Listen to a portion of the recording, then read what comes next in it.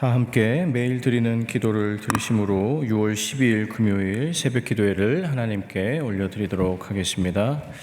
창조주 하나님, 만물을 새롭게 하시고 새날을 허락하심에 감사와 찬송을 올려드립니다.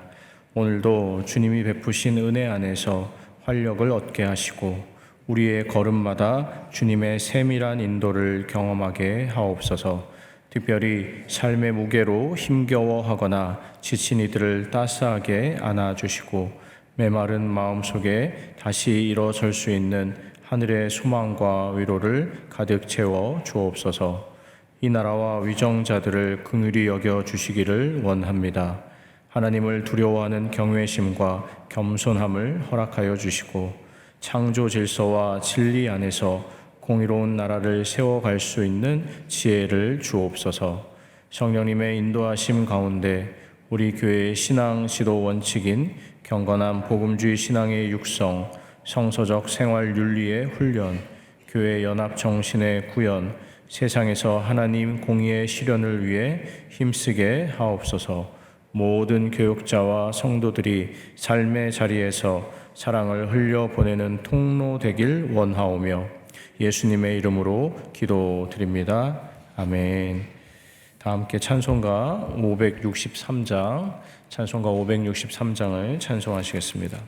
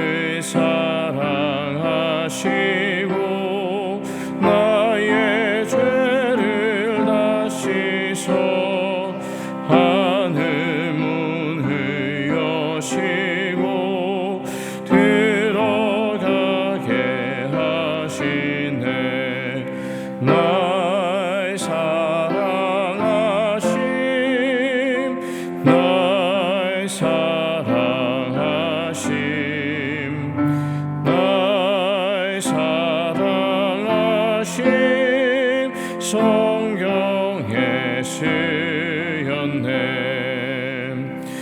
내가 연약할수록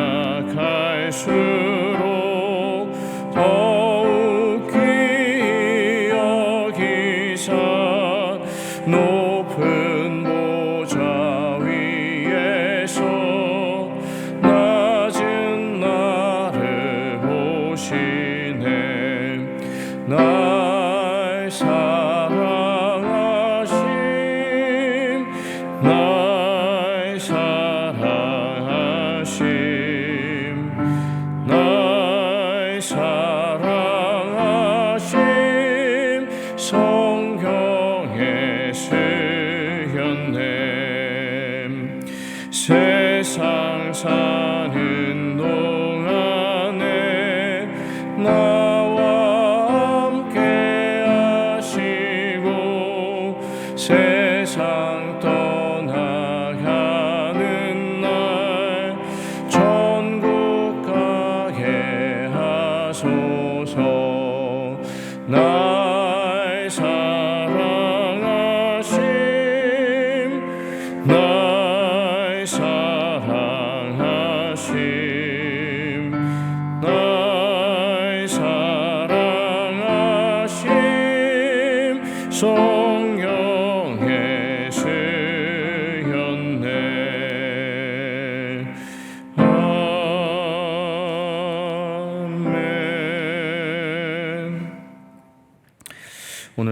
에코스 성경 통독 본문은 시편 1편에서 9편까지이고 그 가운데 함께 나눌 말씀은 시편 2편 7절에서 9절까지 말씀입니다.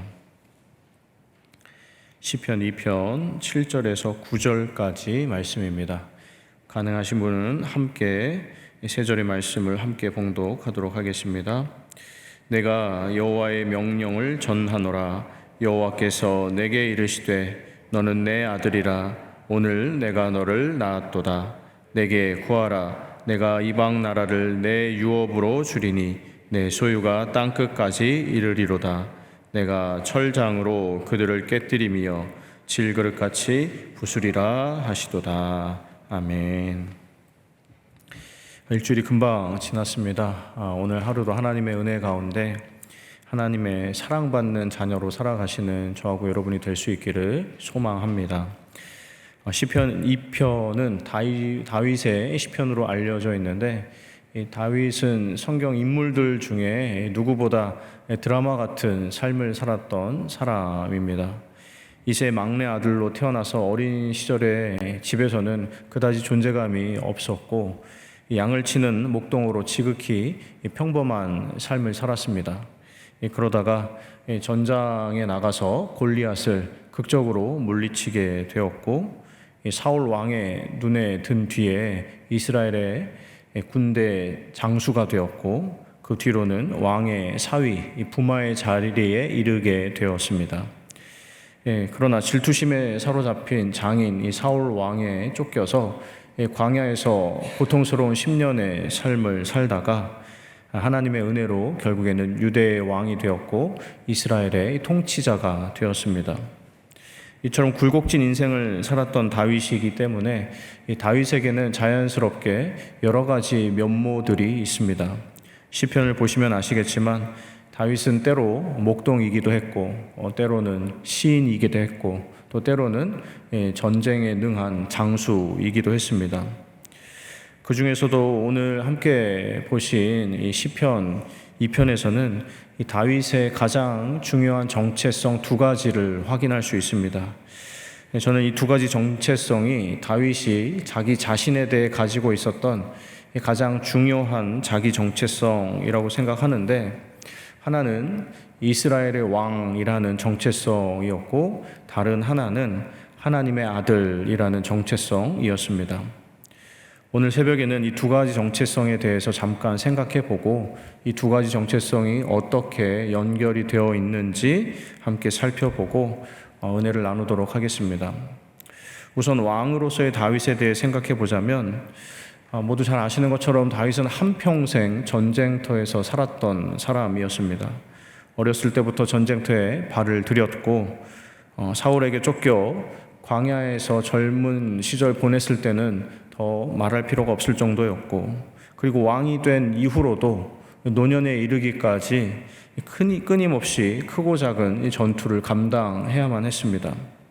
특별히 왕이 된 이후로는 주변 나라들과의 전쟁과 전투를 하면서 살아왔는데, 2절의 표현대로 하자면 자신을 적대시하는 세상의 군왕들, 세상의 이 관원들과 대적하면서 끊임없이 살아야만 했습니다. 무엇보다 다윗은 후방에서 명령만 내리는 책사가 아니라 자신이 최전방의 선두에 서서 싸우는 이 전형적인 장수였기 때문에 다윗은 끊임없이 자기 손에 피를 묻혀야만 했습니다. 생각해보면 다윗이 전쟁에 능한 장수이고 또 전쟁에 나가서 누군가를 죽이는 일이 피할 수 없는 일이었기 때문에 이 다윗도 마냥 그런 삶이 심적으로 달갑지는 않았을 수 있겠다 하는 생각이 듭니다. 그리고 다윗은 또 내부적으로는 자신을 둘러싸고 벌어지는 다양한 정치 세력들 간의 긴장 관계 속에서 하루도 편한 날을 살 수 없었을 겁니다. 장성한 자신의 아들들 사이에서 일어나는 왕위 계승을 둘러싼 묘한 긴장들, 그리고 그 왕자들 뒤에서 세력 싸움을 벌이는 신하들, 이런 정치적인 암투로 인해서 끊임없이 신경이 곤두서서 하루하루를 살아야만 했을 겁니다.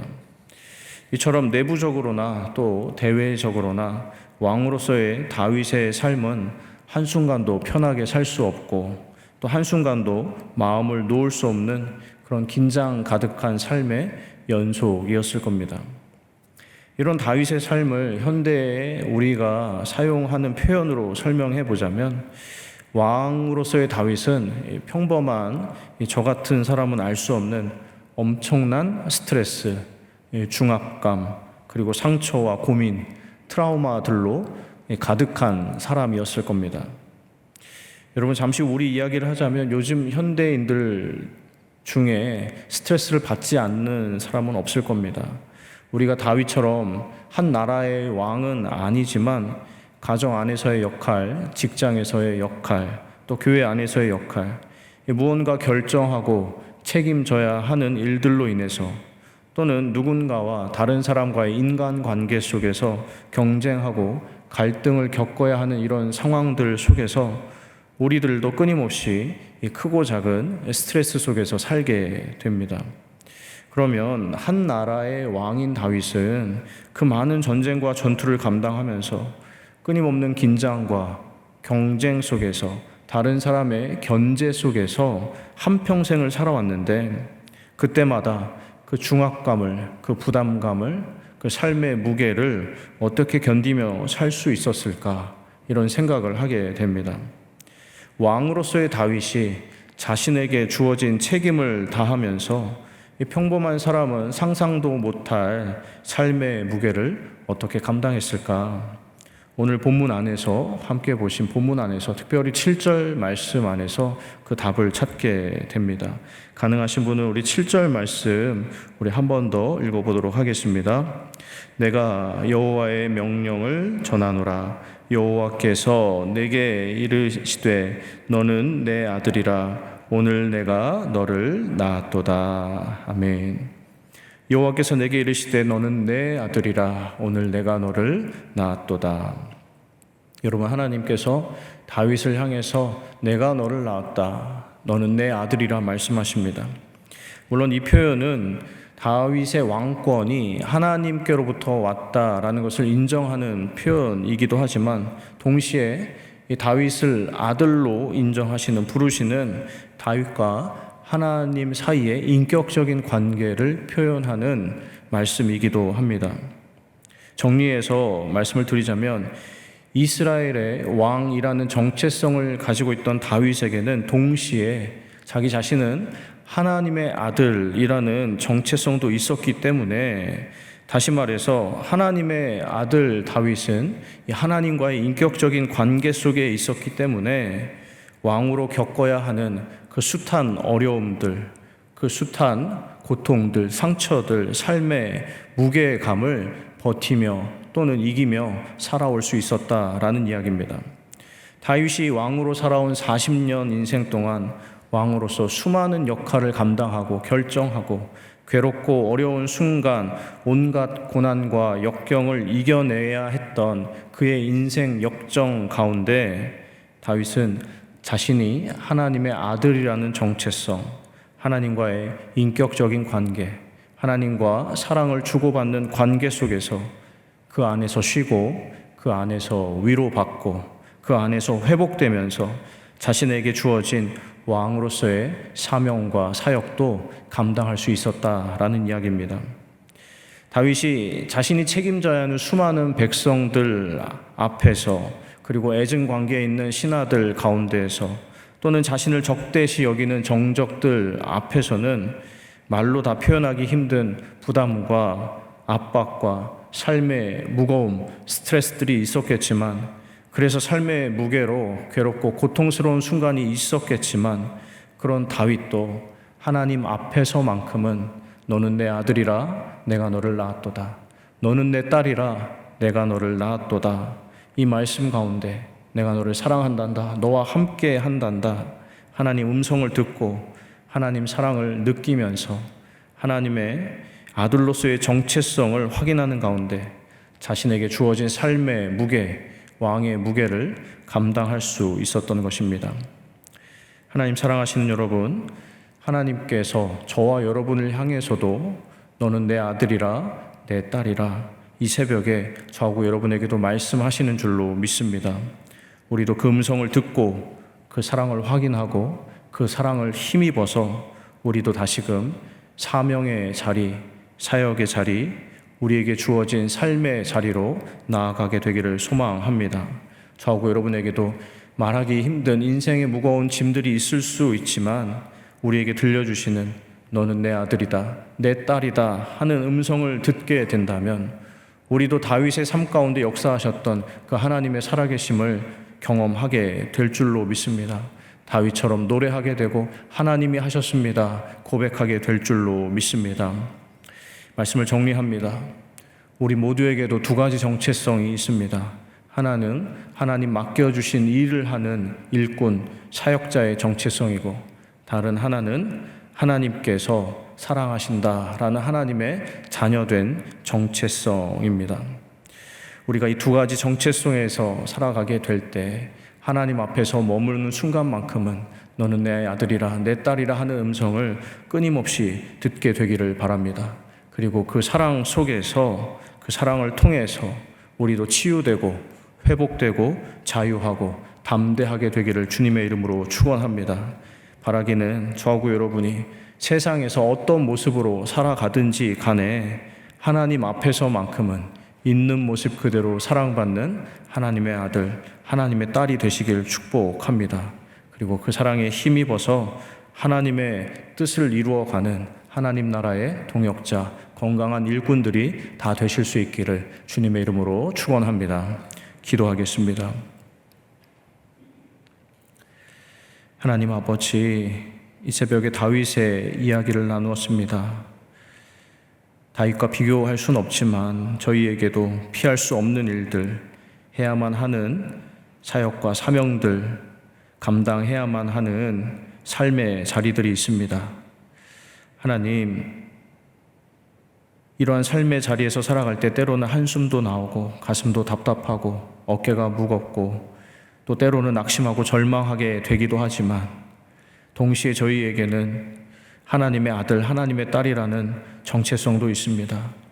하나님, 간절히 소망하오니 너는 내 아들이라 내 딸이라 하는 이 음성이 끊임없이 저희에게 들려올 수 있도록 사랑의 음성을 들려주시옵소서. 그래서 하나님의 사랑 속에서 삶의 무거움을 감당하고, 아니 감당하는 것을 넘어서 넉넉히 이겨내는 하나님의 아들, 딸들이 다 되게 하여 주시옵소서. 그래서 다윗처럼 하나님을 노래하고 하나님을 표현하고 하나님의 사랑 속에서 한평생 거하며 하나님과 동행하는 하나님 아버지의 사랑 속에 살아가는 저희 모두가 되게 하여 주시옵소서. 하나님, 오늘도 새벽을 깨우며 나온 영락의 성도님들 계십니다. 하나님의 말씀을 듣고 기도함으로 하루를 시작하는 모든 분들 가운데 하나님의 놀라운 사랑을 허락하여 주시옵소서. 그 사랑을 통해서 그 심령이 회복되고 치유되고 자유하게 되고 담대하게 되고 삶의 자리를 넉넉히 감당하게 되는 복된 한날이 되게 하여 주시옵소서. 이 모든 거 우리 주 예수 그리스도의 이름으로 기도하옵나이다. 아멘. 이제 우리 함께 기도하도록 하겠습니다. 먼저 나눌 말씀 의지에 기도합니다. 하나님의 사랑받는 아들, 딸로 살아가게 하소서. 또한 하나님의 사랑 안에서 맡겨진 일들을 감당하는 신실한 일꾼이 되게 하여 주시옵소서. 기도하겠습니다. 그리고 오늘 기도 제목입니다. 18개 교구의 자녀들이 신앙을 회복하고 하나님을 향한 믿음을 온전히 계승할 수 있도록 우리 교구와 우리 교구의 다음 세대를 위해서 기도해 주시기 바랍니다. 그리고 오늘 금요 기도회를 통해 영락의 성도님들이 하나님의 세밀한 음성을 듣고 우리 주님을 만나는 은혜의 시간이 될 수 있도록 금요 기도회를 위해서도 기도해 주시길 바랍니다. 그리고 가지고 나오신 각자의 기도 제목 가지고 계속해서 기도하도록 하겠습니다.